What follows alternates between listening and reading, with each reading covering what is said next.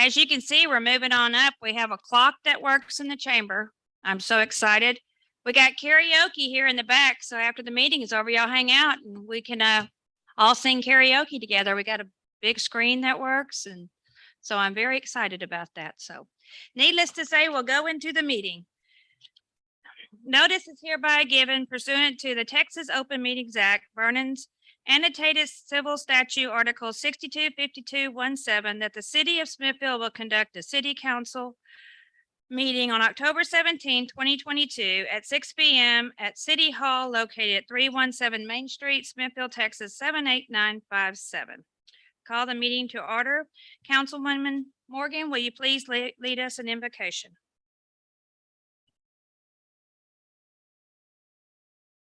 Let's pray.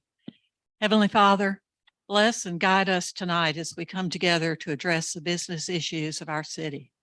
We give thanks for the citizens who, out of love and concern for their hometown, join us tonight to be part of this meeting. As we enter the season of Thanksgiving and celebration, let us be mindful of your command to us to love one another. When our worldly affairs tend to divide us, remind us always that we have much more in common than we have differences. Let us learn to view our differences as opportunities for enlarging our perspective so that we might seek to build bridges of understanding instead of walls of mistrust. Give us wisdom, strength, and compassion to meet our challenges and to be thankful for our many blessings. Help us to always see the beauty in the world around us and to seek peace in our relationships and in our souls. We pray in Jesus' name. Amen. Amen.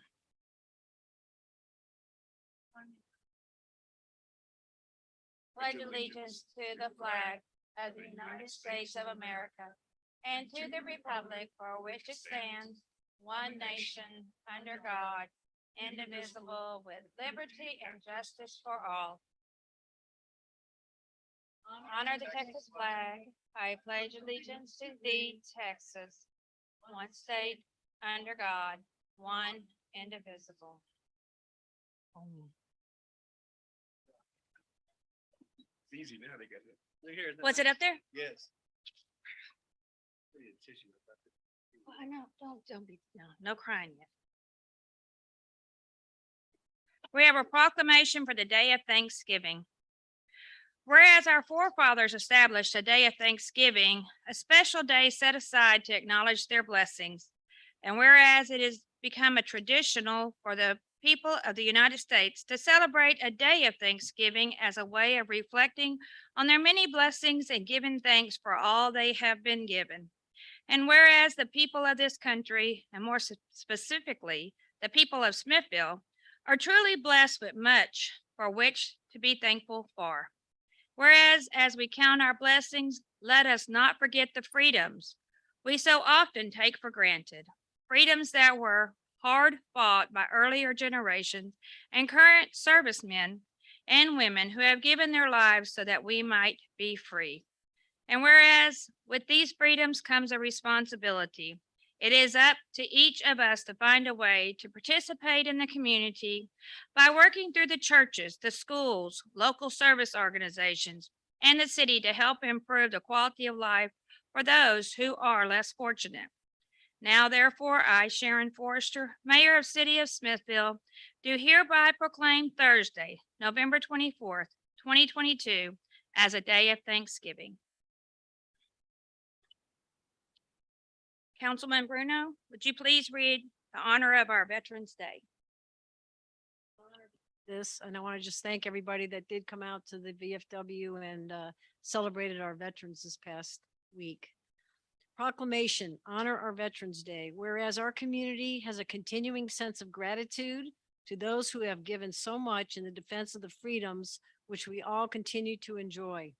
And whereas the freedoms we enjoy as Americans have been purchased and maintained at a high price throughout our history. And whereas since the establishment of the original 13 states, Americans have been willing to fight and to die to preserve their individual rights guaranteed in the United States Constitution and the Bill of Rights. And whereas we owe a great debt to those who have served in defense of this nation. And whereas Throughout the generations, their sacrifices have preserved our unique form of government dedicated to human rights and respect for the individual. And whereas for many, that sacrifice has ended in permanent injury or death, yet their spirit remains in the continued preservation of our freedoms and the promise of liberty established as an example for all the oppressed persons of the world. And whereas in honor of these dedicated men and women, we pledge our continued defense of our nation so that their sacrifice will stand before the entire world as a tribute to the spirit and determination of a people dedicated to the principles of freedom and democracy. Now therefore, I, Sharon Forrester, Mayor of the City of Smithville, on behalf of the entire City Council, do hereby proclaim November 11th as Honor Our Veterans Day. Thank you, Janice. Councilman Gordon, will you please read the National American Indian Heritage Month? Yes. Proclamation, National American Indian Heritage Month. Whereas the history and culture of our great nation have been significantly influenced by American Indians and indigenous peoples, and whereas the contributions of American Indians have enhanced the freedom, prosperity, and greatness of America today, and whereas their customs and traditions are respected and celebrated as part of a rich legacy throughout the United States, and whereas Native American Awareness Week began in 1976, and recognition was expanded by Congress and approved by President George Bush in August 1990, designating the month of November as National American Indian Heritage Month. And whereas in honor of National American Indian Heritage Month, community celebrations as well as numerous cultural, artistic, educational, and historic activities have been planned. Now, therefore, be it resolved by the City Council of the City of Smithville, Texas, that the month of November 2022 is hereby recognized as the National American Indian Heritage Month, and urge all our citizens to observe this month with appropriate programs, ceremonies, and activities. National American Indian Heritage Month, passed and approved on this 14th day, November 2022. Thank you. Now we'll move on to the presentation from Langford on the City of Smithville's comp plan. Hello, Jill. Jill Finney with Langford Community Management Services. And I also have Jerry and Dennis from our office. We're going to be working on this as well. Working? Yes. So the city, I think it was 2 months ago, did a request for proposals to apply for a program through the General Land Office called the Resilient Community Program. And the General Land Office has not done this before, so this is new for everybody. They have $100 million. You can get up to $300,000 for a complete comprehensive plan for the city. And that needs to include a population study, a housing study, a land use study plan, a zoning ordinance and adoption of a zoning ordinance, and an infrastructure study and capital improvement plan. And so the city hired us a month ago or so. And we just recently, on the 7th of November, submitted the application to the General Land Office. They had a few glitches in the system because this is something new that they've never done before. And we're pretty positive that the city of Smithville was the first one submitted into their system. So you are going to be the guinea pigs, and we're all going to figure this out together, how we're going to do this and move forward. So be patient. But so it is submitted. It took a little bit longer than anticipated. So typically the next step would be the General Land Office is going to come back and probably do a request for information if they have any questions on the application. So there'll be some back and forth. They allow up to $300,000 for the plan. We applied for that. It's going to be up to them how much we actually get. We had to put in some information for them on how much it would cost to do each section of it. There is no scoring criteria for this.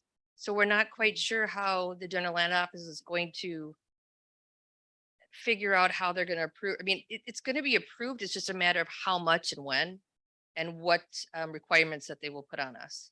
But again, I think you guys are the beginning ones. So right now we're in the hold mode. We just wait until we hear back from them. If I had to guess, probably January before we hear back with anything, but maybe sooner because I think they're pretty excited about it, the ones that are working on this. And having worked at GLO, I know this is kind of a big deal for them. So I'd like to say with the holidays, it'll probably be January. Yes. And that being said, we kind of put together a schedule of what will happen once an award is made. And this schedule can change. This is just something we've kind of put together. We want to work with the city. Whatever works for you, we're going to mold this together and figure out moving forward. Dennis Koo will be the lead on this as far as engineering goes and the actual plan. We'll work with your zoning department. We'll put together a stakeholder community, and we'll have meetings depending on how often you like to have them. It could be bi-monthly, it could be weekly, whatever you want. We're going to mold this to whatever the city wants. And we'll have meetings with housing, whomever you would like. So, and I know you guys have been discussing this and you're very excited, which is wonderful because we would love to have you that involved in this as well. And I know we've given you this. It's again, this is just a schedule. It has to be done within 24 months of award. What else here? 6 years planning. I mean, I could go through everything in here, but again, this is just kind of a sample of what we're looking at moving forward and getting the buy-in of the city and all of the citizens. So I don't know if you don't want me to walk through this, but maybe we can answer some questions that you have on next steps, what the plan looks like. Who do you want involved? What are you looking for out of this from the city? I mean, we can also incorporate more than just those 5 items. If you want to.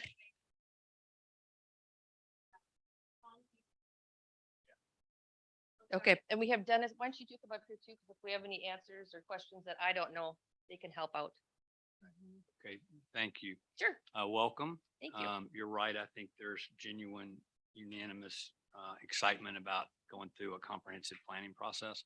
A couple questions. I know Langford's very qualified, very good reputation. What other cities, small cities, less than 25,000, has Langford run a process like this for in the past? Well, the TDA, for general land office, we haven't had this funding before. We are doing some with the Texas Department of Agriculture, but it's on a much smaller scale. So let me back up. Really, Okay. I guess it's twofold. One is the process for managing us through the grant process, but then the other is managing the comprehensive planning process. You're doing both, correct? Correct. Okay, so I'm speaking to the latter, which is what other cities have you run a similar process with? We've done them for the city of, well, Langford, I can't speak to, but I've worked on the city of Marfa, many cities up in the Panhandle, Sulenberg, mostly your I'm not sure. Yeah, we have a lot of TDA ones that we've done, and we have more that we've got at least 3 applications in now for this one as well. So what would you say you think are the greatest risk to this process, to success? Our greatest risk is that we don't get the right stakeholders I involved, agree 100%. and that We don't get the information we need. we don't get complete information. We think that we'll be able to work with the city staff and getting that sort of information. But what we think is probably key is that getting your help identifying who the key stakeholders should be. And then also basically running a transparent process that everybody feels like they got their say. Well, and that's a great segue into my next. I only have about 3 more questions. One is what do you think is the right balance between community involvement and subject matter experts on the planning committee? That's a great question. Thank you. That's a hard question because I know how things typically work. And each city is going to be different. It's going to be different. Kind of look for You your say input you on know how things typically work. How do things typically work? Typically, you have a lot of interested parties be on the committee, and then you also have several stakeholders who know a lot about various parts of the process, either aspects of the community. I would think you would want to have people from, your faith-based areas, someone who, housing community, schools, nonprofits, right? Obviously the city, the business community. So it really is going to depend on who those key people are, who wants to step up, right? And I think we'll be looking at the beginning of this process, we'll be looking to you to kind of give us some kind of key information on who should we be reaching out to, who should we definitely try to include on the stakeholder committee. So facilitator and chair is, by your summary here, a pretty important leadership position to make sure that this process works well. Is that something that, how that person is identified and selected, or persons, is that something you defer to us, or do you have recommendations? Do you staff that position? Do we staff that As position? far as who's oversees. Who the facilitator and the chair is of the planning committee, which is, if I you look at would- your outline, that's a yeah, significant. Right. I would think we would defer to you to pick who that is. Okay. Because they're overseeing basically our progress and our work on behalf of the city council. And then do you have relationships with subject matter experts that you would envision bringing in, like engineers and architects, as it relates to Definitely, development? yes, We have yes. them on right now. Yeah, we have subs Okay. and, engineers, architects. And then just two more quick things. One is on these planning committees, I think in the past when, and I don't remember, it was Pam, what was her last name? Mondo. There was a process, and I remember because it was one of the first city Yep. related events I sat in on a Zoom call. And the question was asked of her at the end is, what's the risk to the process? And she said something very similar to you, which is you get we determined, or that initiative determined, that instead of hiring a professional moderator or facilitator, we would do this process by committee and by residents. And the biggest risk that she relayed was that when you have volunteer led, it tends to get off track. There's no focus. And a lot of times it's because there's subject matter expertise lacking on some of the technical subjects. And so it just kind of goes into the abyss, and then people lose interest and it falls out. The question then is, what do you think the optimal, or what would you envision the number of people serving on the planning committee to be? Yeah, about 5 to 7, I would say. So you have 5 to 7 with the chair or facilitator, and in that 5 to 7, you have maybe a third or so of subject matter experts, and then the balance 2/3 from the diversity that you discussed. Sounds about right. That was really all I had. So Dennis, you'd be the lead Yes, sir. right Yes, now? ma'am. You'd be the lead. Yes. Okay.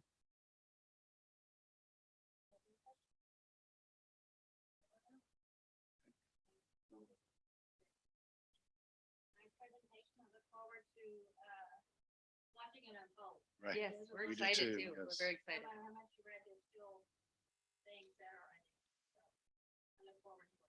Mayor, what are next steps? We're waiting for the Obviously, general you're land waiting for office. January, and they're going to Yes. ask us questions. We're going to respond. And then once they tell us how much money we're gonna You go receive, come we get back the here. award. Right, yeah, they'll Right. award. a And then we'll come back contract. and we'll start the process. All right. Thanks. Yep.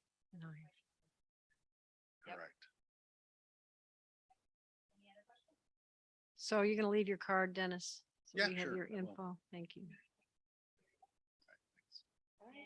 I think we're gonna lead into health and health. Okay. Thank you all.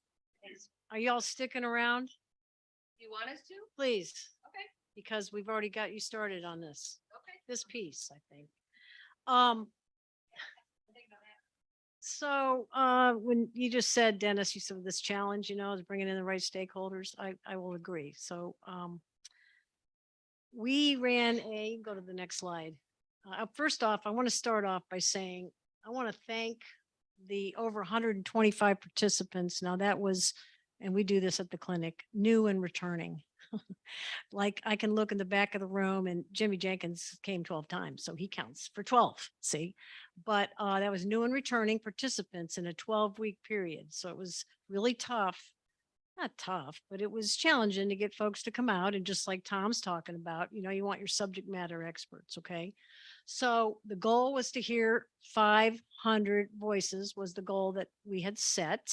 We didn't meet the goal, but we did get a lot of energy. We got a lot of input from the community, which is fantastic. And I have about a stack like this, and I'm going to be given just the synopsis tonight of what we covered in these 12 housing huddles. And we were basically at 10 different locations throughout the city. So like, even when you go out to do the comprehensive plan, Dennis will show you like, hey, these are some good spots. Maybe you want to have your meetings there and bring those populations in. We thought that would work. And it did. We really tried to bring the Hispanic community in. We did have some good meetings and with the Hispanic, but then you got to have the translator there, but we did bring them in. So in that 12 weeks, like I said, it's giving you a perspective. We had 125 participants. So these are some of the things that we discussed. Next slide. And these are basically the steps that you would follow for putting together a housing strategy, which we know you all will follow a similar strategy. So we talked a lot about analyzing our housing needs, and I'll go into that a little bit further.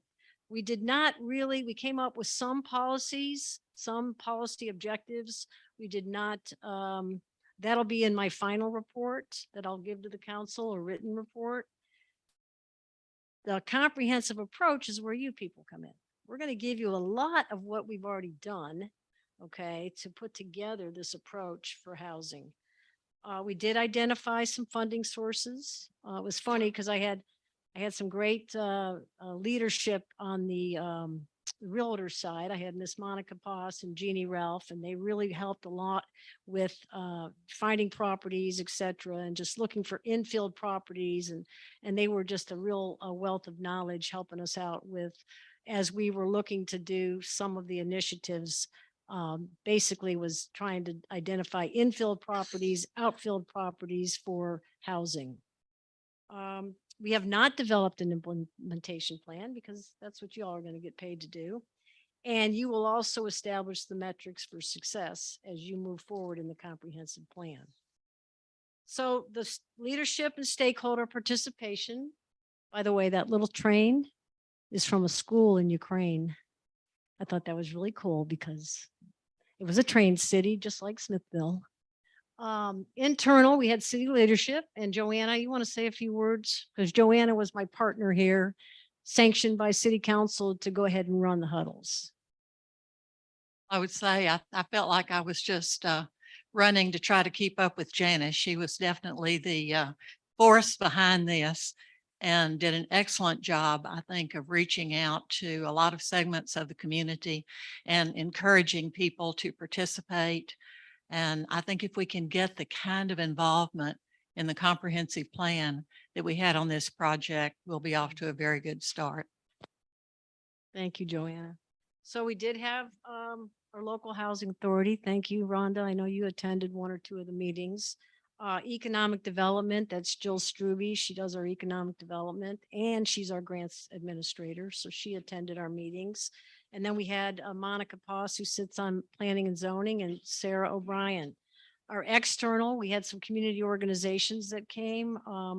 We had the Smithville Workforce Training Center, the Smithville Public Library, the Smithville Community Clinic. So we had members from there. Faith-based organizations, we had the Methodist Church, we had the Baptist Church folks. We did have a developer that showed up that we're currently working with, Mr. Greg Cunningham. We had some lenders. We had our banker from Prosperity Bank. He came to almost every meeting and that was lovely. And then we had some employers and businesses that showed up. So, you know, we had a good mix of folks. So the issues we discussed, next slide. We discussed historical review. We looked at our history of housing from 2007 to present. We also looked at the Bastrop County housing analysis. That was actually provided to us by the Capital Area Council of Governments. So it's the latest and greatest information coming out of the ACS survey and out of the census. We looked at who needs the housing that's going to be affordable. We looked at Smithville zoning, and I had Miss Monica Poss put together a great presentation on zoning. And then we had Joanna Morgan put a great presentation on the ordinances so that we could inform and educate the community. And then we looked at various funding sources. Next slide. Now, this is a busy slide, but this gives you a history. And this is why we started to do this, because we had looked and said, well, we hadn't really had done a comprehensive plan since 1997, and then 2007, and then 2012. And then we did an economic development survey. So all those things on that timeline represent input from the community all the way to when we started the housing huddle on the 2nd of August. And so all those plans stack up about this high, and they have some good tidbits of information. And I would recommend, as you come on to do the comprehensive plan, I will hand you the bundle and you can read. But it's really some good information. And, we paid contractors to come up with this. And so that'll really give you a good head start in the housing strategy. Next slide. So this is what's really interesting. When we did the economic development survey, which was 8 years ago, the top strengths that Smithville had to offer at the time pretty much mirror a lot of what we said in these meetings is still the top strengths for Smithville. Okay. We said, well, we have beautiful historic neighborhoods, and I'm sure you'll get a nice tour, Dennis and Jenny, when you come here. We have a small town feeling. We like the charm. Charm came out of this a lot. We want a charming town. Our Colorado rivers got a lot of potential. And we've talked about that. And just sort of like what Bastrop has done with the Colorado River. It's a great attraction for folks. We just don't really utilize it as much maybe as we could. And then our school system is our biggest employer. Correct me if I'm okay. So the comments by the citizens then were very familiar, similar to what they are now. I hope Smithville plans the layout of new growth to keep the town looking and feeling like a small town. And then more affordable housing. So that was 8 years ago. Next slide. So here's the Bastrop County data. As you can see, our population growth is about a 31%. And I just confirmed this with Miss Jill Struby, who's our statistical person, and make sure all of our numbers are straight because she does a lot of the written grants. Smithville, there's a new sign as you come into town. And I talked about this to Jill this morning, and it says 4590. Jill says, that's not right. I don't think TxDOT put the right number on that sign. And so we're saying 4515, but I don't know. We'll have to find out what that real number is, right? But basically that's, we've had a lot of growth. Okay. And that's the bottom line. We're going to continue to have growth. Next slide. So we started looking at, okay, what is the median income? The median income for this area is 42.7. All right. So we did take a look at that for this area. Next slide. I know I'm going very quickly, but you'll get copies. The housing cost burden. We did take a look at the housing cost burden because everyone was intuitively saying, oh, we need more affordable housing. We're still saying we need more affordable housing. So what is that? I know Miss Rhonda, we double checked with her and in housing for the HUD type housing and the vouchers that she gives out. She's got 60 to 80 folks waiting on a waiting list. Would you agree? That number is probably still true. Anyway, when the housing costs exceed 30% of your household income, for a single person making that median of 42.7, that would be $1,068 per month. Most of the rent in this community is more than $1,000 a month. It's really hard to find any kind of rental properties that are less than $1,000. But your housing price at that would be about 248,000. So everybody here who lives in Smithville has watched what's happened. And now I have today here 389, and I probably can get confirmation. It might be a little lower right now. Prices seem to be coming down, but the interest rates are so high. So that sort of gives you what the housing cost burden is for a community that's got a median income of 42.7. So who needs housing that's affordable? We discussed this in one of our meetings. So below the poverty level, which is less than 27,479, you've got folks that are 65 and over, folks that are disabled, they're on a fixed income.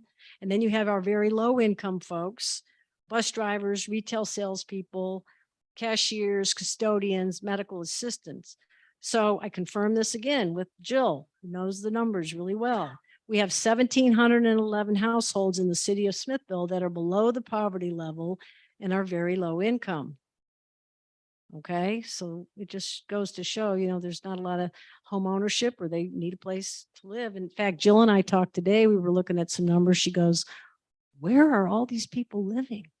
I said, well, I know a family that's got 10 in their home right now because they can't afford to live anywhere else. They're sharing. So that sort of gives you an idea of where we are right now in Smithville. So Miss Monica and there was a bunch of us out one day and came up with some potential zoning ideas, and there'll be more that'll come out of the meeting. So one of the ideas was, and just, take it for what it is right now, is eliminate the SF1 zoning category. The second recommendation that came out was to allow accessible dwelling units, eliminate the minimum unit size. I think right now we're at 700 square feet for a unit size for housing, for tiny houses. Ease the height and density restrictions, and then rezone our areas for small lots, allowing for smaller, denser, single family and multifamily housing that preserves a neighborhood look, but creates affordable options. So these were some of the suggestions that came out. There was like 10 pages of suggestions, but I put it down into just a few here, and then we'll dig a little bit further as we work on the comprehensive plan. Next slide. We looked at different potential funding sources.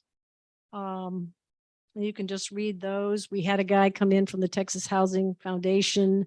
His name is Mark Mayfield. He does housing in Marble Falls, Burnett, Llano. He has a concept. He's got a model where he comes in and builds a community resource center, and then he puts up 60 to 80 affordable housing units, and he's done it in the Western counties. So he did come visit us. He used to be with HUD for years, I want to say 30 some years, and now he's with Texas Housing Foundation. So we've been working at trying to find him some property to do affordable housing. And then this other gentleman that's possibly coming to town does manufactured housing. And we also have been working on trying to find him some properties to make it worth his while to come here to do the manufactured housing. Next slide. So many ideas were generated.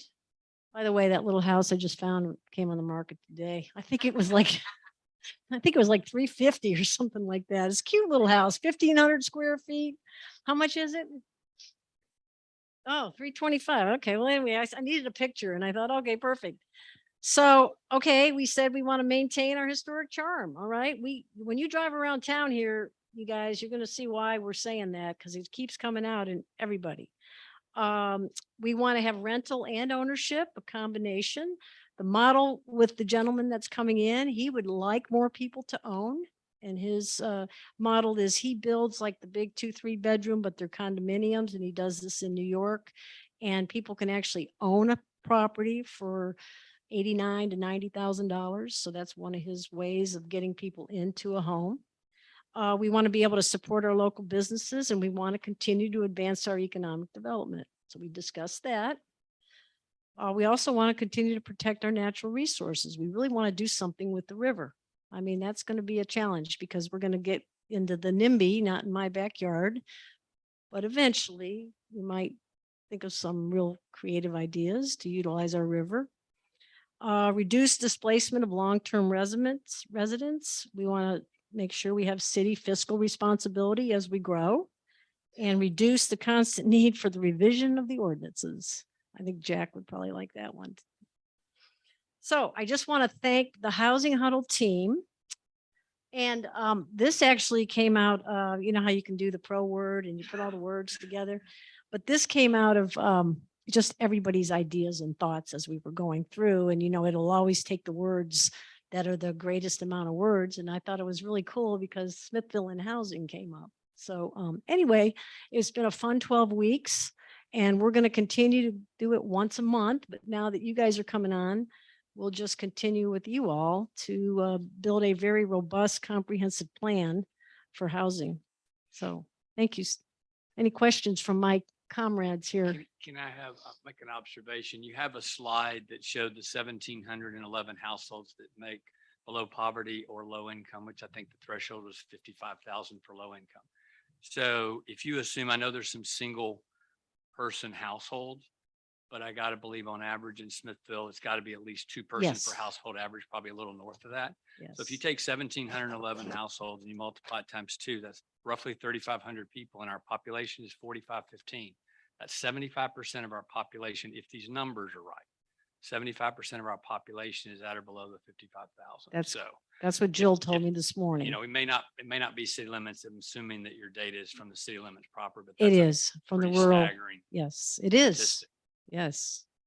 Because I asked her, that's not within just the city limits. That's the whole, the rural area and everything. So in fact, she had to send those numbers to this gentleman that's coming. That's to come. Yes, that's it. Oh, by the way, the third picture right there, that's where the 2 railroad tracks are, crossings. We're looking at a rail relocation or a bridge. Jill and I are working on a grant that's due December 1st. I just thought I'd throw that in there. Under on how long it would be before Janice mentioned the bridge. Anyway, thank y'all. Thank you. And stay tuned. Janice will tell you the bridge is coming, Or the rail relocation. or the rail relocation, but we will see.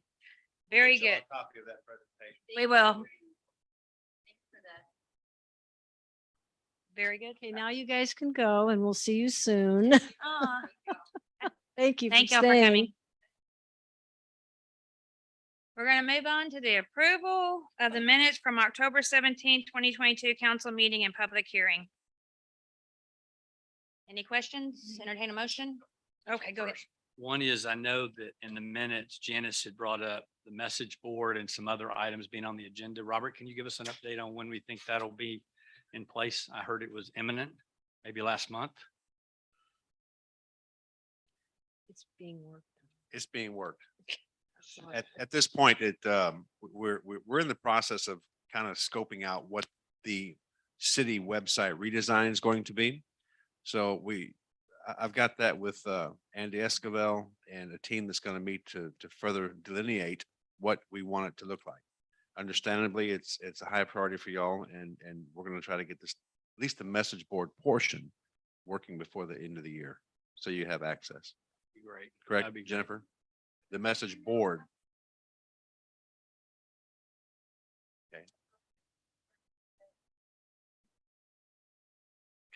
Was he looking at Granius, Scontius, or how do you say it?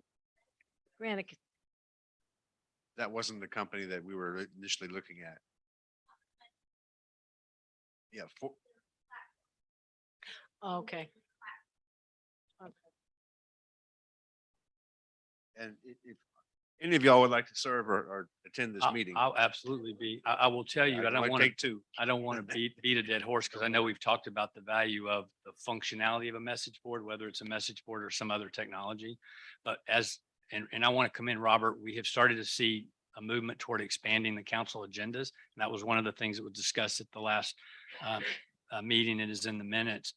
This is a first step of that. One of the things that makes the message board even more important is, as agenda items come up, we need a way that we can communicate with each other and about what we're thinking about meaningful agenda items, and do it in a way that complies with open meetings. Because right now we're really hamstrung with our ability to be able to the only time we get to share anything is here.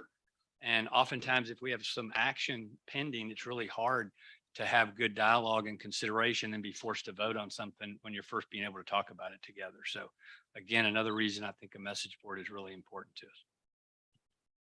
Anything else, Robert? Okay, And Mayor, I'm happy to do a motion if you're ready for Continue. one. Move, we approve the minutes. I'll second. all in favor? Approved.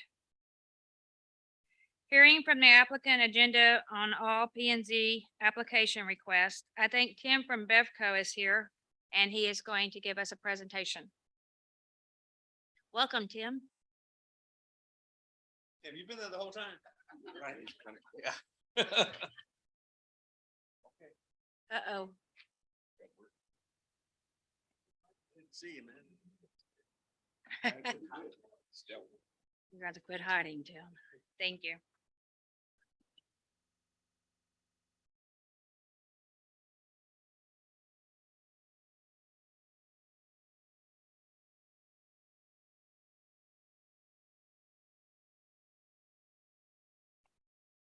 It's greens. Green. Mayor and council, thank y'all for having me this evening. Again, my name is Tim Sanders, and I'm with Bethco Engineering in LaGrange. And the handout I presented to y'all, just kind of wanted to give you a little bit of a background on this particular project. It's kind of evolved in the last couple of years. And so I kind of wanted to give you a little bit of history so you kind of see where we've been and where we're at tonight. Also with me is George McMahon, the owner of the development. So if y'all have questions for him, feel free to ask those too. Looking at the packet that I had given you guys, the first page is kind of a history of the project and a time frame of how we've done different things. If you move to page 2, highlighted in pink, it says March 2020. This is the plat that was approved back in March 2020 by the city and is recorded. And the lot that we are replatting that is for y'all's approval tonight is lot 1 on this page 2. When we platted this originally, we had talked with TxDOT in 2 to 3 months prior to submitting this to the city. And when we presented this plan to TxDOT, the gentleman that we were working with had given us preliminary approval to have a private driveway on lot 1 and then have a public roadway on the east side of the development, which is Myrtle Lane. So we submitted that to you guys. Y'all approved it in March 2020. And then later that year in summer of 2020, we submitted a preliminary plat to you guys for Woodrose Place. When we had submitted that along with the list of variances, which are also included in here and the city approved, the plan was again to have Myrtle Lane on the east side of the development, tying into Loop 230. And then lot 1, which is here tonight, again would have a private drive. Once council approved that in August of 2020, we began working on the design plans, paving, drainage, water, and wastewater for the subdivision. Concurrently with that, we talked to TxDOT to get official approval on our tie-in. From when we did that in the fall of 2020, the gentleman that we had talked with was no longer at the TxDOT office. It was another person, and basically said we couldn't have our street tie-in where we showed on the August 2020 preliminary plat. In discussions with them, we worked back and forth, and what TxDOT was willing to do was what we show on this page right here. And basically what they indicated was lot 1, which is what we're here for tonight, it needed to be accessed from the public roadway. And so what we ended up having to do was redesign our roadway based on TxDOT requirements. And so what we did was basically, instead of coming along here, which is what was approved, TxDOT said, no, we'd like for the roadway to be in the middle of the development, have one access for everything in here. Likewise, this roadway would be spaced further from the existing driveways, both to the east and west. So we redesigned our paving and drainage improvements, water, wastewater, and did all of our design plans based on what TxDOT would accept. We submitted those to the city of Smithville, a third-party engineer, and they approved the paving, drainage, water, and wastewater with the redesign. Submitted that to TxDOT. TxDOT issued a issued a TxDOT permit with the street tie-in. And so now the way this is set up is everything would then be accessed off this new public roadway. And so if you look at what we're showing here on this in red, basically in the red portion is what we have for you guys tonight for approval. The intention is to replat lot one into one commercial lot and then to partially dedicate the public roadway and build a portion of the public roadway so that lot one has access. The intention is to come back to you guys at a later date with the platting for the remainder of the subdivision so that the remaining portion will then be constructed. But as far as the intention at this time would just be to plat this area, construct this little bit of roadway so that lot one has access and the owner has a potential buyer in place for commercial development here in Smithville. And again, the last page is the plat that was in y'all's council packet. The highlighted in pink is what's highlighted in red on the previous page. So just again, since this project has kind of evolved, wanted to give everyone a little bit of sense of where we started, where we're at today, and where we think we're going to be going. And open it to any questions you guys may have. We will answer. Referenced that this lot one, you'll build this portion, and then I think you made reference to it being public. Robert, is this proposed to be a public road when it's built? And if so, how is that different than when we did privates for like the enclave? When do we decide what's going to be a public road that we take over and what's going to be required to retain be private? Be a performance warranty on this, like any other project that we do. The understanding is that when it comes back to the rest of the other plat, that road will continue as shown. So, and that's a follow-up question. I assume that requires a replat of the rest of this stuff too. You're going to come back at a later date. Yes, sir. So going back to my original question, what is the criteria? We have two pieces of property that are both inside the city limits that are being developed with new roadways. When do we decide that it's going to be a public road and when are we going to decide that we want it to be private? This was always a public road. It's a public road today?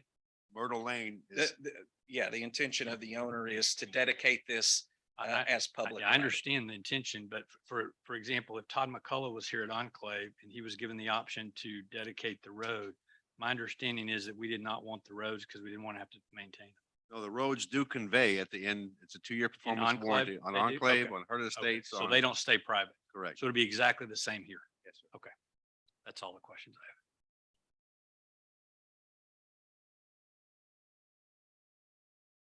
Don't have any questions, but I appreciate you giving us the timeline here. This explanation of the history of the project is quite useful. Sure. If you look at the bottom, there are a couple of curves coming off of Loop 230. Yes, sir. And the second one, that's to your right a little bit. Radius of curvature, that's okay for emergency vehicles and such. Yes, sir. Okay, Yes, sir. just make sure that's taken care of. It's only one way in and out. Yes, sir. Yes, sir. Okay, thanks.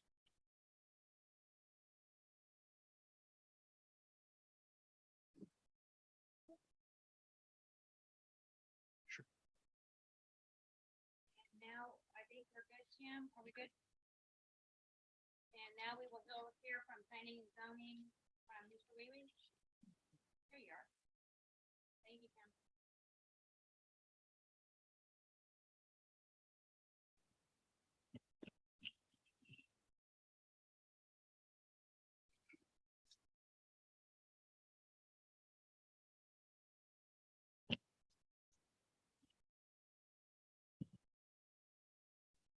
Okay, y'all have heard the presentation and the explanation for what they're requesting here. I will note the documents that were presented to planning and zoning weren't colored, so we took a little longer and we didn't have the nice printed out chronology. We might have sped things along a little better at planning and zoning. But with that minor complaint, I think he did an excellent job of setting this out, what's being asked for here. The zoning ordinance does have some very specific requirements in order to do what they're doing here, which is there's a recorded plat existing. What is being done here is an amendment to that plat, which will also be recorded. So both documents will be a public record. As he explained, they'll have to come back later because basically this is going to require a redesign of the entire subdivision. But this amendment allows for the development of lot one, potential sale for lot one. And importantly, does not change any of the essential metrics from the original plat that was approved and is on file. And the fact that there aren't any of these type of changes, didn't take in additional property, didn't change the general outline of the subdivision, didn't require different or new water mains, lines, and all those kinds of things, then it did meet the statutory requirements for this amendment to the final plat. With that, planning and zoning voted to recommend to city council that the proposed amended plat be accepted. Unanimous? It was. Okay, thanks. Mr. Rewe, did one from the public oppose it or support it? You remember? We did not have any discussion. No one signed up to.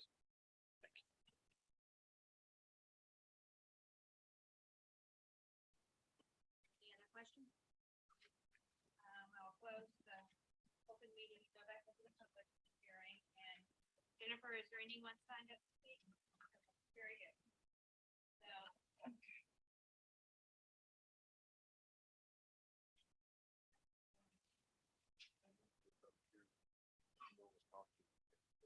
Close the public hearing and then go into the open meeting.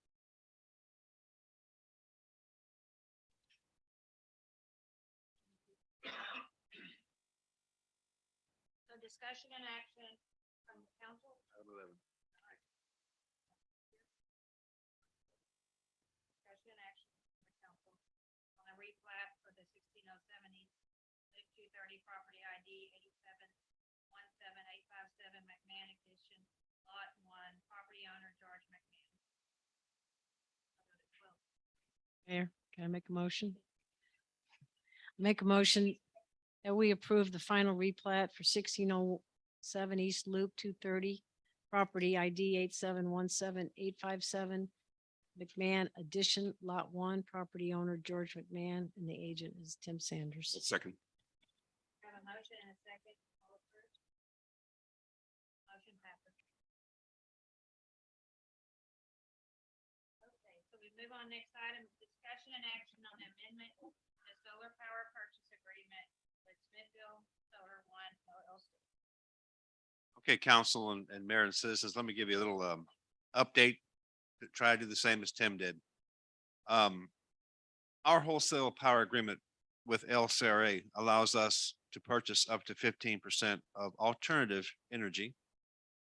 In 2017, Mr. David Cox of Go Big Solar had a proposition that he wanted to do a 1 megawatt single axis tracker photovoltaic solar array. I said, wow, okay, let's look into that. Long story short, the array was built. And we entered into a solar purchase, power purchase agreement with Smithville Solar One in December of 2019. The array was to produce 2.9 megawatts of energy for us over a 25-year term. You have to understand that the city actually generates or uses about 42 to 44,000 megawatts per year. So doing the math, if you generate 2.9 megawatts per year, then you've got a 6% usage rate. So we can do up to 15. This is good news. Basically, a purchase power agreement establishes a 25-year term whereby the city will purchase this energy from an alternative source, ergo Smithville Solar One, as opposed to LCRA. The rates were locked in back in 2019 for the 25-year term.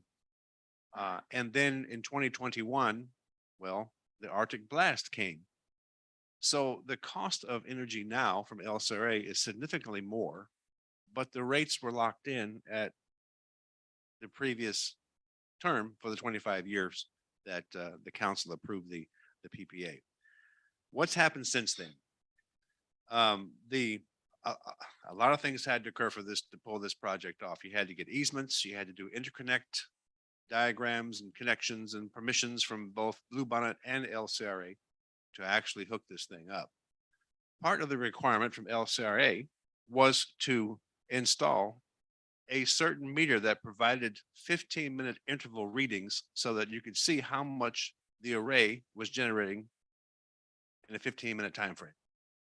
That was a specialized meter that, because of supply chain issues, took 16 months to arrive. So this power purchase agreement said that, okay, Smithville Solar One had to build it, had to commission it, and provide the power to us over that 25-year term. In that, the meter was delayed because of supply chain issues.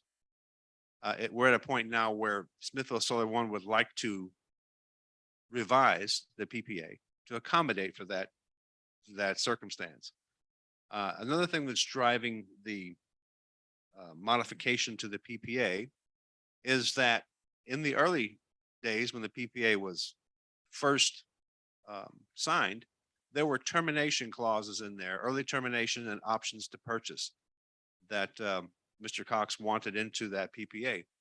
Well, the city never wanted to own a solar array, and as fate would have it, he's now asking for those clauses to be removed, the early termination and the option to purchase from the PPA, to allow him to acquire additional financing to fund not only this, but future phase developments, of which the city of Smithville has the first right of refusal. Okay. That's a lot of information to absorb. The document that you have has been redlined. And again, the things that came out, there's an errata sheet that you have. I think Jennifer's maybe showing well, yeah, here's the power purchase agreement now. But basically the crux is that we are removing the early termination and the option to purchase clause because the city of Smithville doesn't want to own a solar array. Okay. Part of the modification also changes the effective date to reflect the First Amendment as of tonight, should the council decide to approve it. No modifications being made will adversely impact the amount of revenue that's expected because of the purchase power agreement. So I'll take questions. Did y'all follow that? Okay. That was David. Am I right? Okay. That's Mr. David Cox of Go Big Solar, Smithville Solar One. Up here and help you. Yeah, if you guys have any questions, I can answer that or help Robert. Do you want a new start date of January 31st? I mean, is that right? Of 2023. Yes, sir. Okay. Yeah, the commissioning date, because the meter, we got the meter, it's working. We got it in October. We want to continue testing the system to make sure everything, the I's dotted, T's crossed, and it's producing power and reading the interval data like LCRA expects. So the commissioning date, we would like to be extended to the 31st of January as part of the change as well. Right. Of 2023, yes. It remains the same. Everything else remains the So we're same. just with the- shifting it. With the exception, we're pushing, this is a 25-year term. Yeah. Okay, so we want to push that, add 2 years to it to give us 2 more years of savings. So instead of 2045, it's now 2047 that we want to take this out to. If you want to go to the schedules at the end of the document, you'll see where the early termination comes in. So you can see that we're just removing the option for the city to purchase the system. 2.3, 2.4. Pass it up. We already passed this way in front. Yeah, well,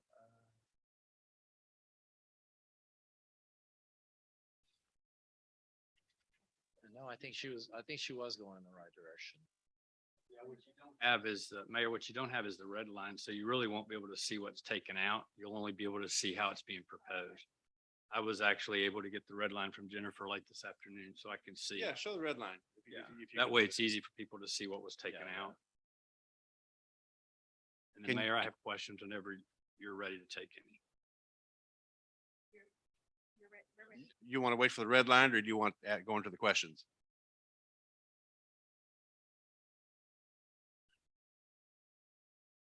There you go. There you have to turn around and look. That's the language. Two, you can see the heavy red line where they removed the reference to the, those are just defined terms, so there you go. So if you don't mind, is it okay if I ask a question? The removal of the termination, and simply because the city doesn't want to own the facility, we weren't obligated under the original language to buy it. We just had the right to terminate in an option period. So what we're being asked to do is to give up something that we really didn't have an affirmative obligation to do. Can you walk me through or walk the council through why the removal of the termination language is important to the financing, which is my understanding of why this is being requested? Yes, absolutely.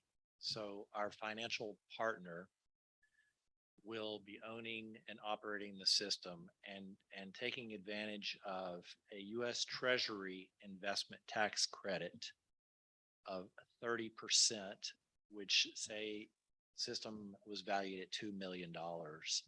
Then they would be able to take $600,000 of that as an investment tax credit for owning the system. The caveat to that is that you have to own it for 5 years. So if the city has the option to purchase it or to terminate during that 5 years, then it would kill the financing deal. So our financial partners have asked that we make that amendment. So to if the we, PPA if for we that were to reason. amend it to prohibit termination during the first 5 years, that would meet the requirements and we could retain the termination rights in years 6 through 25. I'm sorry. You said that the financing requirements are that you own it for 5 years. And Yes. so if we, instead of removing the termination provision entirely, if we just amended the agreement to remove our rights to purchase it during the first 5 years, it would meet your financing requirements, right? Yes, that's correct. Um, After, if you go to the schedule at the end, you'll see that after the 5 years, then the city could, at that point, decide to purchase the system. so is that the way the red line reads today? Is after year Yes. 5, we can buy it? Yes, Where is that in the agreement? that's in the schedule at the end. Okay. Why she finds that, let me ask a different question. I mean, I didn't see that, but I could be wrong. I got it late. I mean, I got the red line.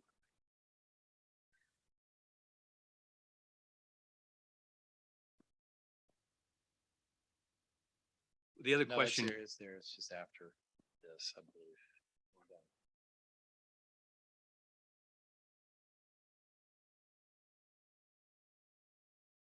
There it is. So I took it all that out. takes, Yeah. that takes that takes it Yeah, out but- altogether. So there was no So- 5. Before I opened my mouth, I wanted to make sure that we took it completely out. so you wouldn't have any issue with us saying that it's just a blackout No, for, I for the mean, first actually 5 years? that was in there to give you, the city, the right to purchase the After 5 system. And years. if you don't want the right to purchase, that doesn't. We don't have to do it. No, but I Having the believe, right to do it and not having to is better than not having the right. We never can foresee what position we might be in 5 years. Let me ask the second question or another question.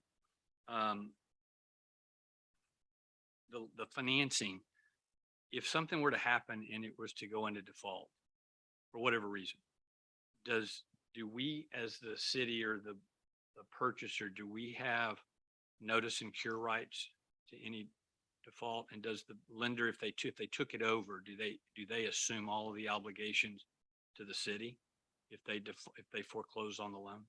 Oh, yes, sir. There's quite a long section in there about default options. And most of those are on the owner and developer, so they don't. Right. And the owner of the development, the counterparty in this agreement is a LLC. It's an SPE, right? That's correct. So the only assets that this entity who's obligated to the city for indemnification and any other liability that's not operational associated is just a single asset entity that owns some solar arrays out here on 95. That's right. So just so my colleagues understand, when you read this section 12 and section 14 or 16, where it talks about the liability to the provider and the indemnification, if somebody goes out there subject to insurance, which I think there's $1 million insurance liability, if someone goes out there and gets hurt and they sue us for more than $1 million, the agreement requires the provider to indemnify us, but the provider is a single asset entity that has nothing. We have no requirements for them to have any liquidity covenants or any net worth covenant or anything. So our chances of getting whole are limited pretty much to whatever the insurance is, correct? I'm assuming, the insurance is what's going to be protecting. Right. So I just want to make sure everybody understands that, and it's not uncommon to have the SPE. I'm not questioning the SPE. I'm just making sure that we all understand that when you have a counterparty that's an LLC that has a single purpose entity, you look at this and say, well, they have all these responsibilities and obligations to us. Those obligations are only fulfillable to the extent that they're financially able and willing to do that.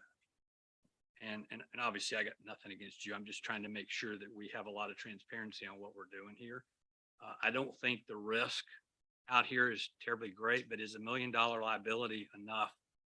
And have we checked with insurance people to know, is that enough, given that we have an SPE as a counterparty for indemnification and liability? Is that enough insurance?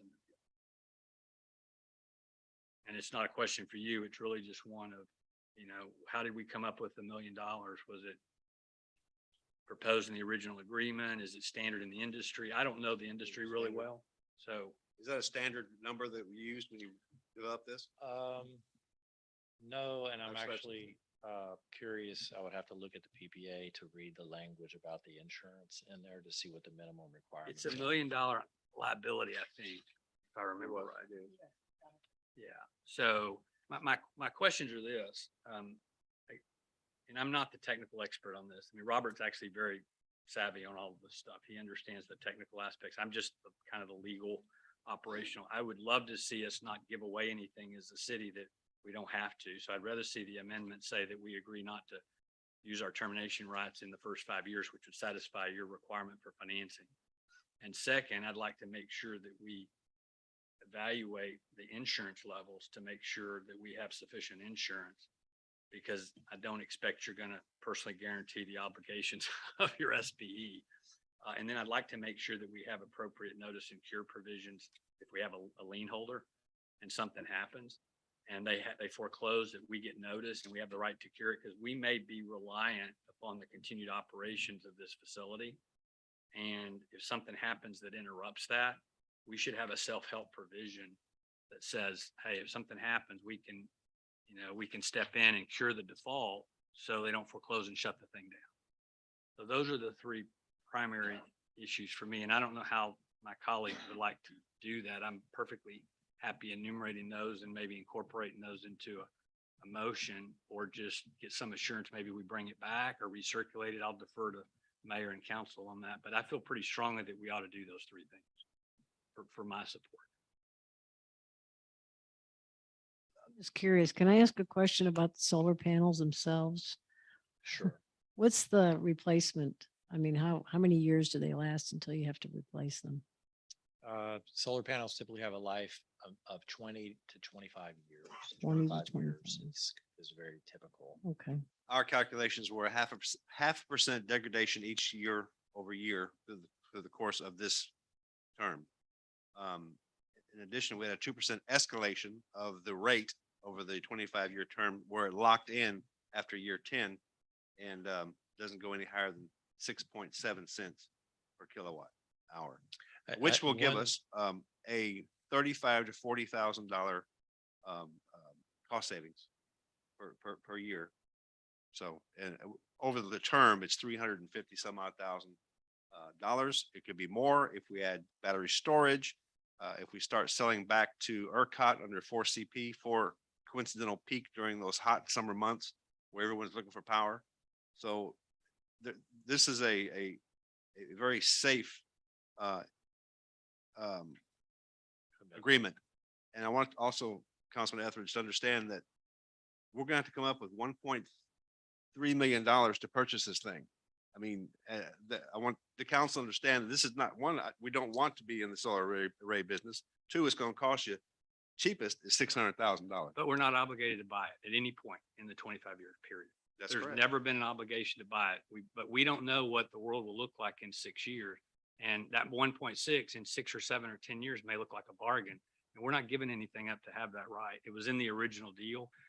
I understand the financing. I'm perfectly willing to do the 5-year lockout to get you the financing. I mean, I think this is a great deal. I just think there's a couple of belts and suspenders here that I would love to see put in place. The core essence of the deal, I have no problems with personally. And one thing to keep in mind for the citizens is that this is a no cost agreement to the city of Smithville. The system is owned 100% by the developer, the development company. So there's no maintenance and operation, no replacement cost for the panels or no upkeep. It's all owned by the city. It's just an agreement to sell the energy. 4,120 panels, right? Yes, that's correct. 20.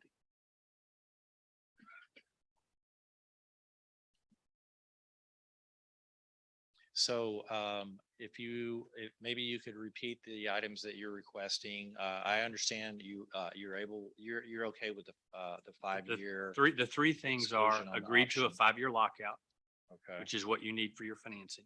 Second, that we make sure we have notice and cure from any lenders.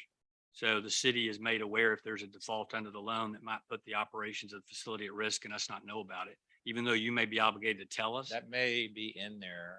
If it already. is, then it doesn't, then it would be redundant. I mean, if it's in there already, then you're going to meet the requirement. Okay. The third would be that, and again, I don't know how to solve this on the dais tonight, other than to maybe just ask Robert to get with an insurance specialist to make sure that we have the appropriate amount of liability insurance. My gut tells me $1 million isn't enough. Okay. But I'm Well- sure that we can make a call and look at other Yeah, solar. Yeah. I think that would not be a problem for us to increase the general liability. Yeah, just the liability. If something happens out there, because we have an SPE as a counterparty, if something happens, $1 million nowadays is not enough liability to protect us. Those are the only three things, Mayor, that I really would like to have. Exhibit A has your financing and default issues. If you want to take a look at that before you make a vote. Well, we could just put it in there. If it's in there, then it's already met it. What section is it, Robert? It's Exhibit A, financing, page 24. Of the red line or the, Both. oh, it's the same. Exhibit, which one? Exhibit A, Okay. oh, here it financing. is.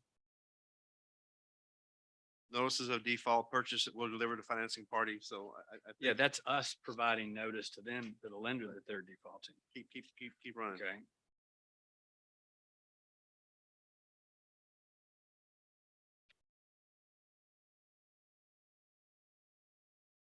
Yeah, these are all remedies to the benefit of the. Hold on a second. Look under right to cure. This may be where Yeah. it's at. This may be where it's at. Under D little I. Yeah. Purchasers shall not exercise any right to terminate or suspend unless it's given. Nope. Nope. Nope. These are all benefiting the financing party. Okay, so we need to come up with some language to Yeah, address. all it is that the lender would agree, the financing party would agree to give the purchaser reasonable notice and cure provisions in the event of any default. That way Robert knows, or the city knows, if something happens with the loan, we know about it. And we might have an opportunity before it escalated to a foreclosure or something, or they may have a right to kick you out as an operator under your loan agreement, that we have that knowledge. So I don't think it's in there. But if it is in there, then this is just redundant. It's not going to hurt to have it in the motion that it has that in it. I mean, I'm happy to do it, but I don't want to listen to the other colleagues about what they think. No, we'll have to come up with some language, you and I. This is all caveat. If they decide to approve it, that language has to be, with the caveat that 1, there'll be reasonable notice to cure. 2, the 5-year lockout. 3, insurance. Okay. And so. And I'm happy to make the motion whenever, if you want to. Anybody else have a question? Yep, let Bill or Janet. Okay, Mayor, I move that we approve as presented, subject to these changes. One is that the agreement has, instead of a elimination of the termination provision, that it has a 5-year lockout for the purchaser's right to terminate. The second is that we get reasonable notice and cure provisions from any financing party. And third, that the city manager determines and implements the appropriate level of liability insurance, an amount materially higher than the currently proposed $1 million. Have a motion and a second, all in favor with the provisions that were outlined. Motion is approved with the Did you get them, Jennifer? Okay. It would be it would be helpful to know the amount of general liability. It's gonna be at least a minimum of 2, it could be 5.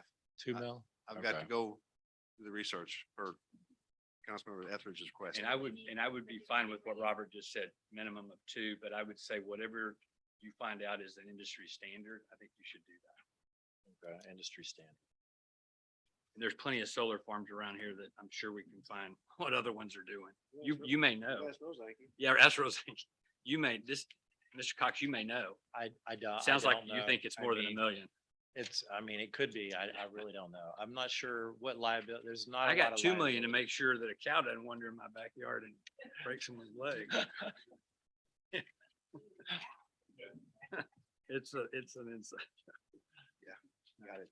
Thank you. Okay. You might have to just stay there in case you have any more questions. So this Okay. leads to the next item, discussion and action on an amendment to the 380 agreement with Smithville Solar One LLC. Okay, Council and Mayor, everything that you just heard in the prior item pertains to this next item 13. Part of the PPA, there was a requirement that said that the two parties will come to agreement with respect to developing some type of 380 economic development agreement.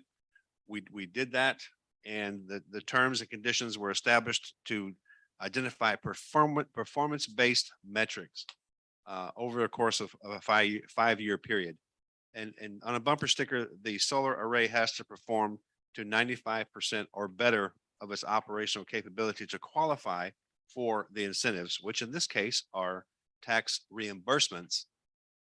If these milestones are met, Mr. Cox is eligible for reimbursement of his city taxes only based upon the fair market value or assessed value of the property. And what we're asking to do is to, one, add to the preamble, the date that this amendment, should you choose to approve it, to reflect the date that agreement was made. We want to go to section 1B, that the reimbursement will take effect beginning of this tax year, as opposed to 2020, which was the initial term of the 380. Section 1C-2, we want to change the service and in-service date.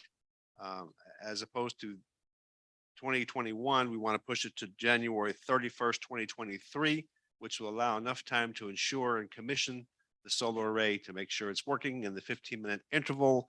Readings are being taken and recorded accordingly. And lastly, we want to update section 3 to reflect the performance-based incentives, adding 2 years to that time frame. So as opposed to 2022 to 2025, we want to get this thing commissioned and in service, and your performance date then becomes 2023 to 2027. Okay. The total estimate of the amount of incentive that Mr. Cox is eligible for is, will of course depend upon the assessed value, but we're looking at $35,000 to $45,000 over the term for reimbursements, city taxes only. Can't help you with the county or the school. But part of it is you couldn't get things needed. The delay. Yeah, the delay. Yes, that's the main purpose for this. Yes. So that is reason why that changed to 380. Okay, I'll entertain it. Mayor, I move that we approve the amendment to the 380 agreement with Smithville Solar One LLC and Pentrick Inc. Motion in a second, all in favor? It is approved. Thank you. Okay, thank you very much. We move on to discussion and action on the 2022 certified tax levy for the city of Smithville. Cynthia, this is something we do, council and mayor and citizens every year. We have to certify. And, yeah, per the tax code, it's just documenting how much money we're going to bring in property taxes. And this figure this year is $2,120,322.89, based upon a total assessed value of $394 million. Cynthia, you can ask any questions that you have. You can see the levy. Yeah. How y'all like this, by the way? Can y'all see that? Can you cover one eye and see that back there? Lovely. Yeah, all right, thank you. Smattering of applause. You can hear us though now, yes?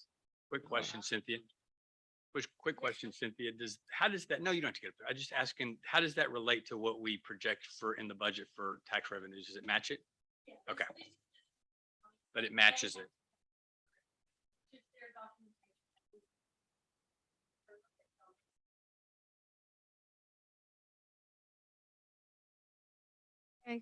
Madam Mayor, I make a motion that we go ahead and approve the 2022 certified tax levy for the city of Smithville for the amount of $2,120,322.89. I'll second the motion. Motion has been made and second. All in favor? Please approve. Discussion action of a license agreement with Alfred Beck at 200 Main Street to place a sign on his building that would encroach into the city easement. Oh, that's the wrong word. Into the city easement. Sorry about that. Mr. Beck and Mrs. Beck, we're glad to see you here. We're glad to be. Good.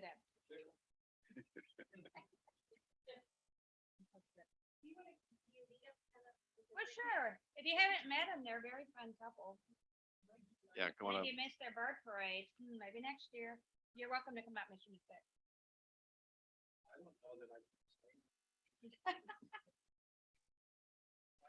Anybody have any questions for him? Go ahead.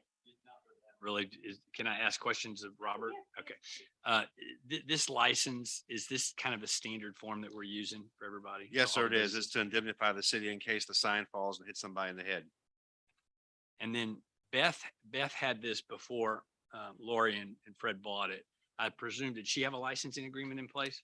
Not for that particular sign. She had an Okay. agreement for awning. Okay, so that one terminated when she sold it. This is a Right. brand new one. I do have. We'll come up to the microphone because it makes everybody wants to see you. I was curious. Sorry, I was curious. Is it in the city easement if it's off of the surface of the building itself? Where does the city easement actually begin?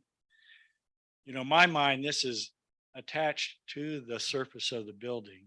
It's not like it doesn't Yeah. protrude more than 3 inches. I was just curious. It doesn't bother me. Well, it's close, and let's err on the side of safety here. I mean, really, your encroachment doesn't happen until you get on the outside of the property line, which is the building itself. Yeah. Okay, so if it doesn't stick out more than a half inch, no. It's just the protocol here lately. We've been trying to get everyone to complete these license agreements, so we are indemnified should something happen. just curious. Thanks. Fair question. Any other questions?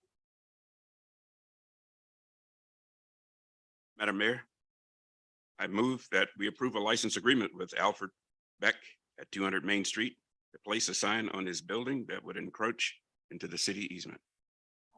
Motion. Motion's been made and seconded. All in favor?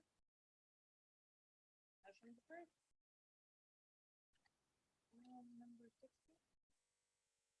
Discussion and action on certified appropriateness COA at 200 Main Street. Welcome, Monica, Thank you. You had to have a license agreement before you. before you vote on it. Yeah. Don't be lost, come back.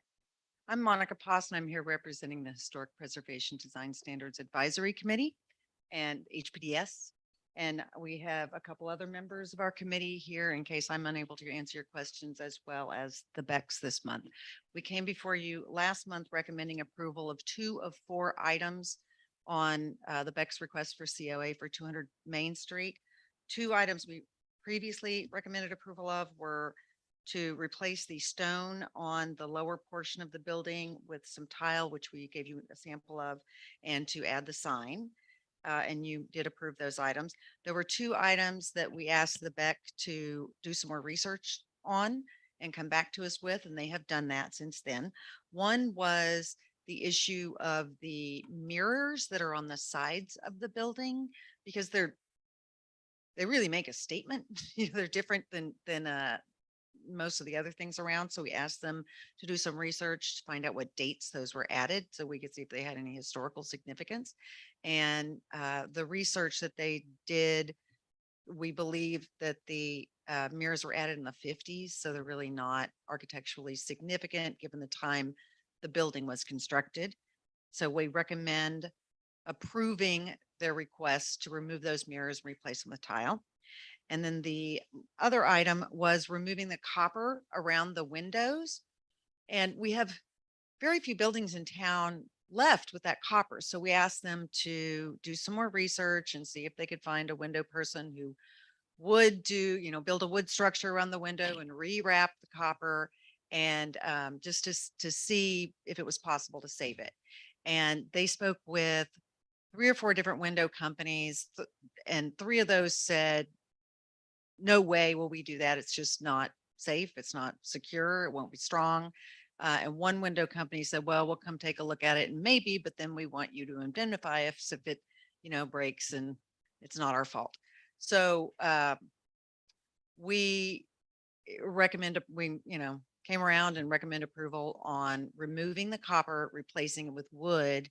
And then they had presented some paint color choices in the request for COA. There's one more item that they added to their COA in that meeting, though it has not been put in the paperwork yet. So the Becks will work with Jill to make that happen. But in the examination of the building and removing some of the tile, the facade is really drooping and falling apart. So there's a lot of repair that's going to need to be done. So structurally, the top of the building is deflecting, which has caused pressure on the windows, which is why one of them is broken. So they'd like to go in and put 2 steel support beams at either side of the entrance to give that entrance some more support and stop the deflection. We recommend approval of that item as well.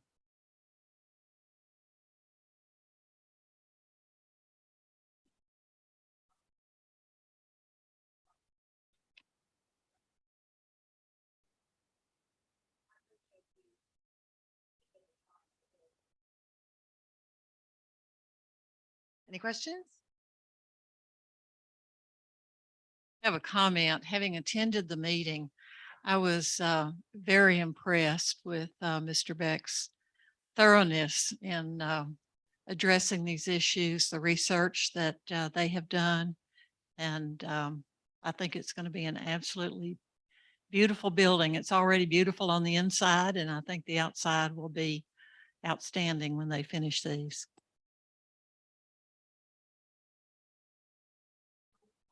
With Joanna, because I read documents that Mr. Beck provided, and yeah, he did a great job doing all the homework and everything. So appreciate that. Thank you. They've set the bar for future Yes. requests. I have a comment, if it's to my understanding correctly. You have some experience in this area before, is that right? A little bit? Okay. I don't know if we all know his background. Would you mind telling us what you've done in the past? Yes. Okay.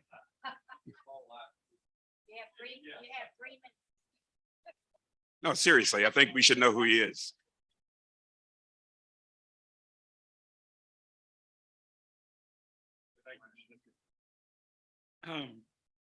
No, I originally studied in architectural engineering, structural engineering at UT. And got that degree, and I got a degree in architecture also from the University of Texas. So over the last few years, prior to my retirement here, I've done a lot of building and a lot of remodel, and including some historic work. I the university-wide building in Austin on the drag, a building down in Palacios that we own. It's a bank that's partially restored that we're still working on, and a lot of, lesser projects. But that's it. It was a pleasure working with you guys. I Thank you. appreciate it. Yeah, thanks Yep. for that update.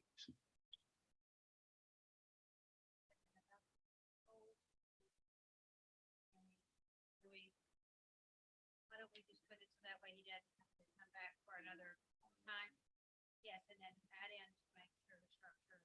Mayor, I move that we approve the certificate of appropriateness for 200 Main Street as presented in writing by Monica Post, as well as the addition of the 2 vertical support posts.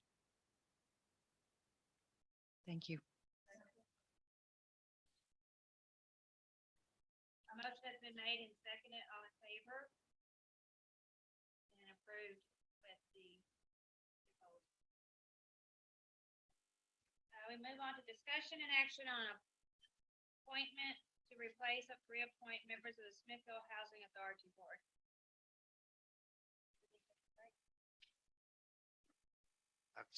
Wait one, excuse me.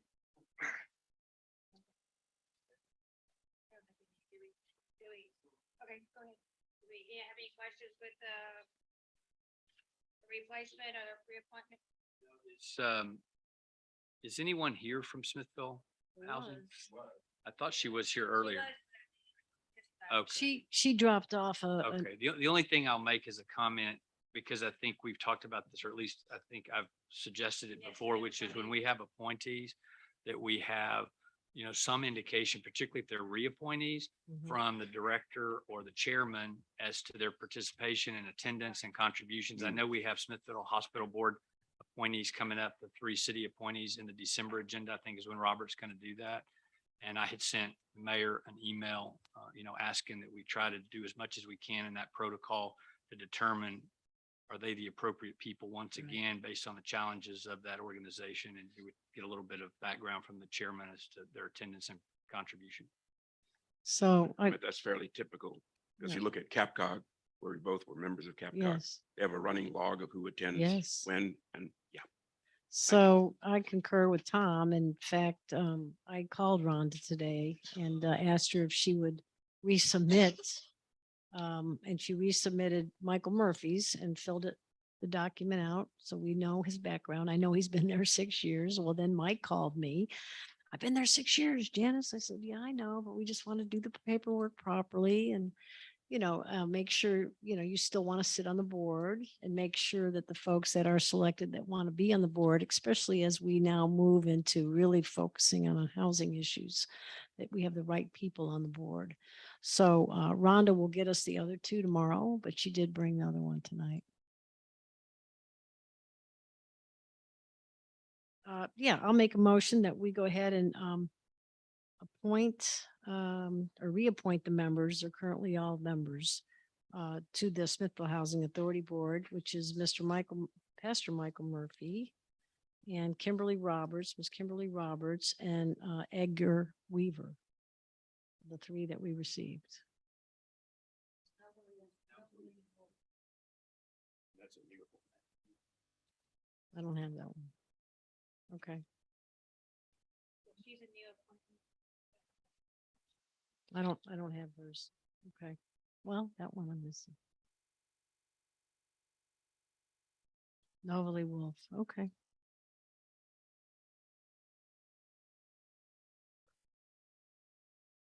Well, I'm missing Novalee's, I guess.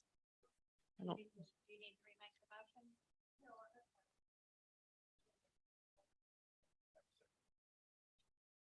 Motion has been made and seconded. To approve. All approved. Motion Sorry. passes approved. Okay, Council and Mayor, some new information has come up. We need to revisit item number 12 with respect to the power purchase agreement. Mr. Cox actually called his financing company and in fact, the 5-year lockout is a no-go. It has to be 25 years. So the way this has to happen, you have to make a motion to rescind motion. the prior motion that you approved and then rediscuss the new term. So, but it is information that it's pertinent. Well, I apologize. I made a mistake. Who's the Uh, lender? Well, we're under an NDA right So now. who did you so call? I can't. It was my financing partner. So what they said was that they need the entire option to purchase the system removed because they would not be able to get we would not be able to refinance the project if the city had the option to purchase it.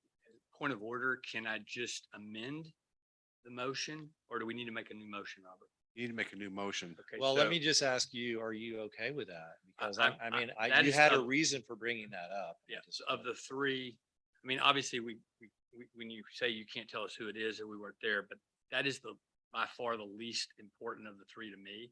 Again, we never had the obligation. I would love to have the right to purchase it. I mean, it's a right we're giving up that we didn't have in the original deal. And so I hate doing that, but that's the least important to me. The other two are more important, which is a notice and cure provision. So we know when something is amiss, and the other is that we have the right level of insurance. So do we want to make a motion to rescind my motion? You have to rescind the motion and then, And then then do correct another it. one to Okay. correct it. Mayor, So- can I make a rescission motion? I'd like to move to rescind the motion that I previously made relative to the Solar One PPA. I'll second. All three of us. We got to vote on it. No, we got to vote on this, right? The We're on this rescission. one first. Yeah,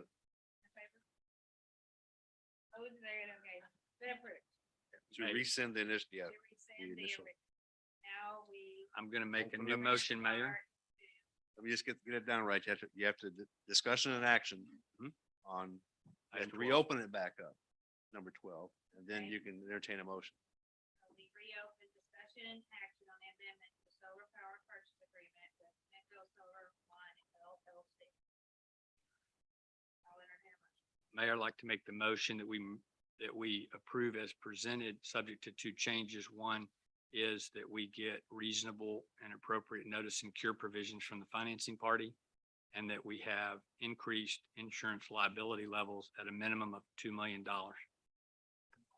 Motion.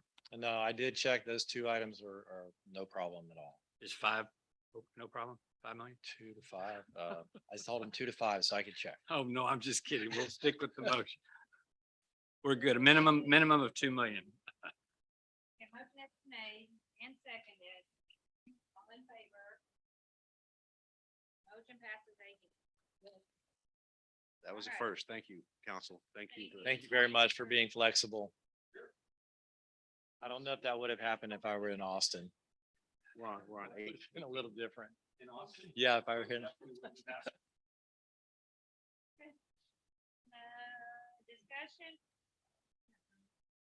Discussion and action on an ordinance amending section 12.05.001 City of Smithville Code of Ordinances to restrict parking in the rear of City Hall to city employees from 7 a.m. to 5:30 p.m. and to restrict use of parking spaces designated for the police department use only. We're experiencing an increase in the number of unauthorized vehicles that are being left, whereby the city staff or anyone visiting can't park in the parking spaces that are assigned to them in the back of the building. We also don't want people to pull up and just park in front of the police cars. As such, we're modifying our signage. I don't know if you have a sample of it. Oh, okay. To reflect, you're going to be towed per city ordinance XYZ. And Chief Repka, you want to add anything?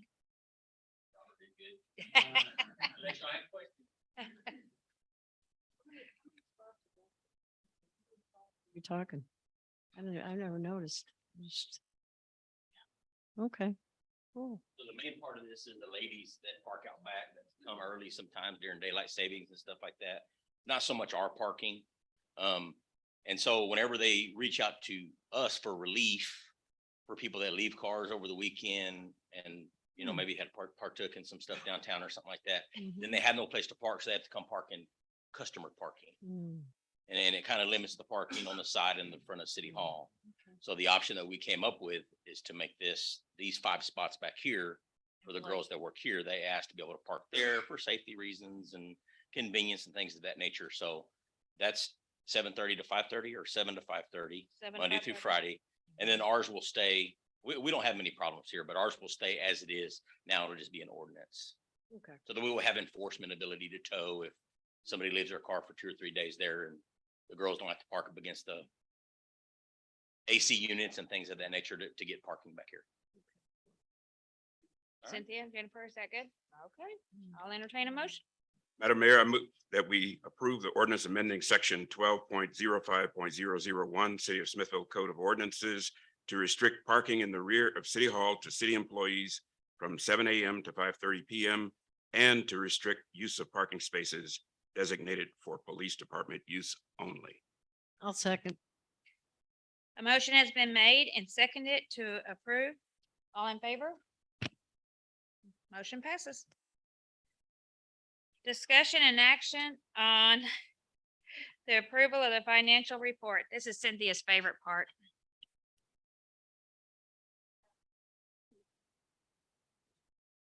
This is all new. No. Been a while since I've been over here. Okay, and you have before you the October financial report, first month of our new budget year. As you can see, overall, we're relatively 1 million of our $14 million budget, revenue and expenses pretty well even. Actually, that looks pretty good considering we pay a lot of our fees and stuff, our insurance and a lot of that annually, to take advantage of discounts and things like that. So we've paid a lot of our bigger bills at this time of the year. Having that in there, that looks pretty good. Our revenue offset a lot of that. I don't know if y'all have any questions. We've done a lot. I know with the tax note, Jack and all them have been purchasing and buying all their capital assets as much as they can get now. So we've had a lot of activity in this last month. I don't know if y'all have any questions on the actual report. We're just 1 month in the year, so it's kind of hard to. I know. You know, I did. I do. But Just real quick, and this is as much for Robert as anyone's. Obviously, it's no secret that we're all experiencing different economic times going into 2023, talks of recession either being here or looming. In terms of risk assessment, threats and risk to our budget, both revenue and expenses, both with inflation, is there anything the council needs to be aware of that you think are looming out there that we're worried about? We have some attrition, which is only going to help numbers. We need to get some people that have chosen to leave, replace them back in. But as far as, we're on target, really. Yeah. What's your, I'm over here now. yes. Yeah, I mean, we're 1 month in. I mean, it's kind of hard to judge at this time of the year. I mean, it's where we normally would expect on our revenue for especially utilities and stuff like that. So, Well, and I've asked this before, I always read these recommended fund balances for the general fund and the utility fund. In my vernacular, they're kind of like reserves. I know they're not because they kind of move around, yeah. but to the extent they are reserves or cushions for us as a city, in light of the discussion about softer economic times, do you have any concerns? Is there a plan to try to build those? Are they going to stay where they are? Well, the general one will start improving as we collect our property tax revenue and a lot of that, that hasn't hit yet. Actually, we've collected quite a bit this last month. So that's going to improve. And as that improves, our general fund's going to improve. It's going to look really good in the next 2 months. It will definitely improve. You have this target of, I think it's 12 times 3 Yes. equals the 1,000,004, and then the Mhm. others. Those are targets you're going to achieve those and maintain, because throughout the year, even though we grew, I don't know that we ever got to them, didn't we? We come a little short. Yeah, it fluctuates based. At the end but- of the year, we finished positive though. Right, we had Yeah. more revenue than we Now- budgeted. Yeah, we did. And To this point, something I always like to look at, and I keep years prior, where were we in October 2021 versus 2020 versus 2019? We're in a better position, although it's in the red. It's better red this year than it was last. And Yeah. again, that will be made up when we start getting the property tax revenues in. One other thing is, I know you've been working, there was a lot of questions that were asked about the hotel occupancy tax and the agreement with the chamber. If you don't mind, Robert, I'd like to share with the council that Robert did do some research and some work there. Cynthia is waiting for, there's a state statute, state statute or law and a city ordinance that requires those funds to be in non-commingled accounts, to have a written contract service agreement, and to also have the budget approved. I think next month is what Gina said. She thought she'd have the service agreement. And are you gonna, are we gonna present that in December, Gina?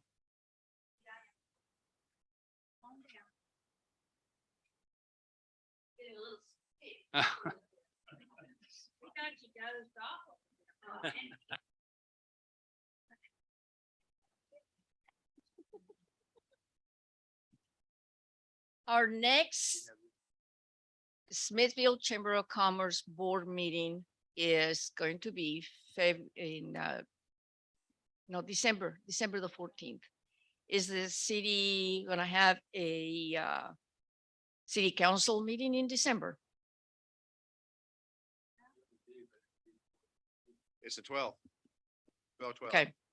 So our plans are to get everybody on a special meeting before the 12th to get everything approved. The only thing that I did submit was our 2023 proposed tourism budget. Just spent almost 2 hours with me a few weeks ago, very generous with your time. I appreciate it, very insightful. I think, and I offered to help. I think what we're trying to do here is look forward, not backwards. There's 3 things that needed to be in place to comply with state and our own city ordinances. And so I think we talked about December, January, getting those on. So Absolutely. And also, we will have to have the minutes in order for us to open a bank account. Has to be approved by our board. That's number 1. A couple of them, even though we didn't make quorum. That's why the whole thing was not approved, because there was one person that called in sick the last minute. Things do happen, flu season. There's only one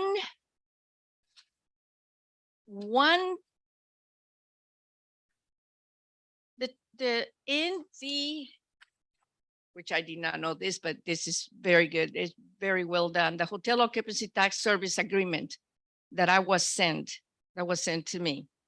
I presented it to all the board members that were there and did not pass because of a quorum, but 2 or 3 of them were very concerned about number 6, chamber's relationship to the city.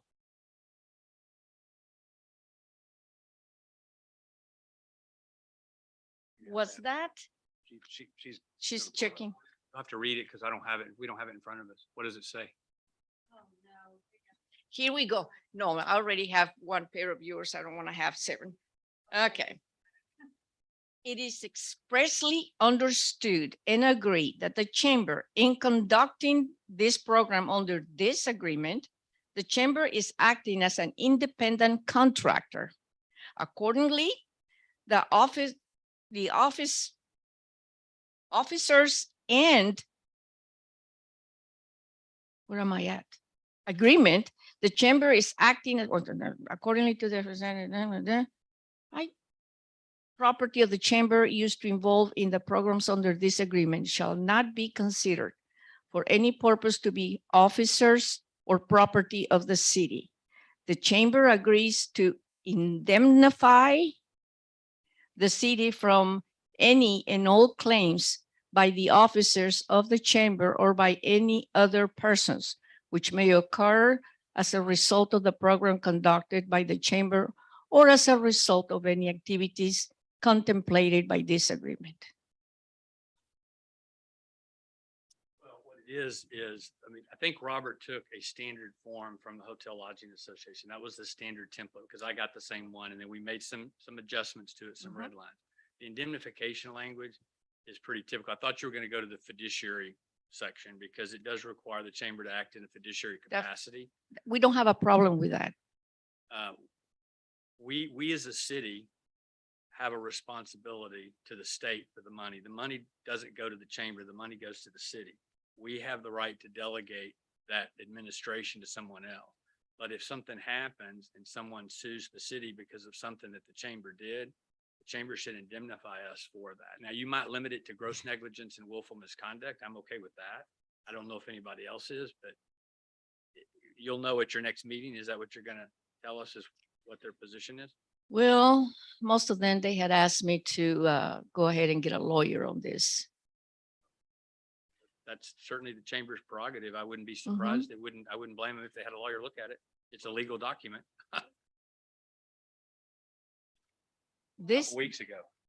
And that one has never existed. We created a new one. Robert. this was just created not too long ago. Yeah, citizens were kind of stirring out there. This is not on the agenda. This is part of the financial report that Cynthia has been asked to provide, how much money has been spent in the chamber. This is kind of a side conversation, so this cannot be solved here tonight, No, just so you know. no, absolutely, absolutely. This will come back in December, right? We think in Well, December if you have your special meeting. before Yes, that. absolutely. We're gonna try the best to do it first part of December, right after our festivities of Saturday, the 3rd. Any other questions for me?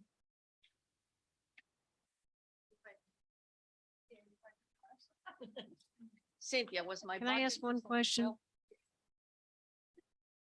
Of course, this whole Veterans Memorial Park is getting near and dear to my heart here. How does that, the money that's in that account, I mean, do we make approval on expenditures for the Veterans Memorial Park? That money in that account is actually set up, has been like through contributions and donations, mostly for plaques and things that haven't been completed yet. Since 2013, that account's been established. And when it's park was done. set aside and it's for specifically. for- plaques only. Yeah, and then I think the other day we had that discussion that with Jill and them that we're trying to get it closed out, do a few more projects, finish up what we can, and then spend the money down and then give the balance, the control of the plaques and everything over to the partners for the Memorial Park. We're gonna finish up what we have responsibility for that. Yeah, and part of those monies being spent are going to do a database so that people can look up their relatives. So that's what that's going to be earmarked for in addition to the plaques. It's all tied to plaques. It is, okay, thank you. Yeah, we're working hopefully in the next few months, it will actually, everything will be spent Moved. down and then that account will be closed out by the city and the city will no longer, other than the normal maintenance and upkeep of the park. So, but the Memorial Park belongs to the city, Mhm. right? And so is that going to be a separate, like a 501c3 for the Veterans Park? They have a 50, they have. That they is have the nonprofit 501c3. status, yes. Okay. Very good. Thank you. Anything here that said something about SCT broadband? that We talked, is that your entries anywhere? They've renamed themselves, I guess, what, RTA Tel? Yeah, I think they're RTA now or something. Okay. It still Have we seen says S- increases? Have we seen increases? Yeah. No, not on the normal Wi-Fi, but I haven't actually received the annual statement. It should come here in the middle of November. We pay the annual internet fee and I haven't got that. As far as I know, there's no rate change. It hadn't changed in a couple of years. I think it's under contract. That contract is coming up for renewal in 2023. They have to pay us a pole attachment fee, as does AT&T and Spectrum. Okay, one of the reasons I was asking is I've seen them doing some expansion of their build out on 4th Street. Yeah. Just so people know. And that's gigabit. That's the high speed stuff. So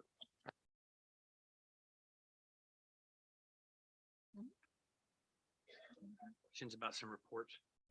Is the small business grant fund still open or is that closed? I think it is now completed. So I it's think they closed. spent all the money out of that. If per that report, the small business grant funds have all been used. And there should be an ongoing, now that in that, the ARPA fund report, it kind of, the chamber's given us one that kind of shows where they at on the tourism part, how much they have left to spend. The small business grant has been spent down. I know there's no more funds in that. Yeah. So Right. there's a whole page of them. I was just curious as to whether that was going to be contemplated for maybe expansion. I couldn't remember, did we budget for any of those? I thought we budgeted some of that for 2023 for small business, because it came from the city, didn't it? It wasn't grant money, was it? In the second round of the, Yeah. of the ARPA, was it was not ARPA, included. I not mean, ARPA, not- no, not- First round, yes, second. the first round, yes, second round, no, that was not. The last question I have, Mayor, about the reports is just when you read Jill's report, you know, there's tons of great stuff going on with Smithville Workforce Training Center. When I look at this, you know, Jill apparently spends an awful lot of time at the Smithville Workforce Training Center. There's a lot of entries for that. Do you think maybe at the next meeting, we could get kind of an update on city's resources, both human and physical and financial, that go to the Workforce Training Center? Maybe December, so we can get better transparency on that. I know there's a bunch of grant money getting ready to flow through there.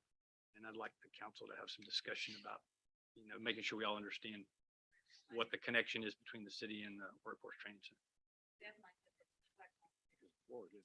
And we were a lot of the seed money, both the real estate that they occupy and the original grant money that got us started. Yeah, in fact, I have talked to April Daniels and asked her if she would be willing to make a report to the council in the December meeting, and I've asked Jennifer to put that on the agenda.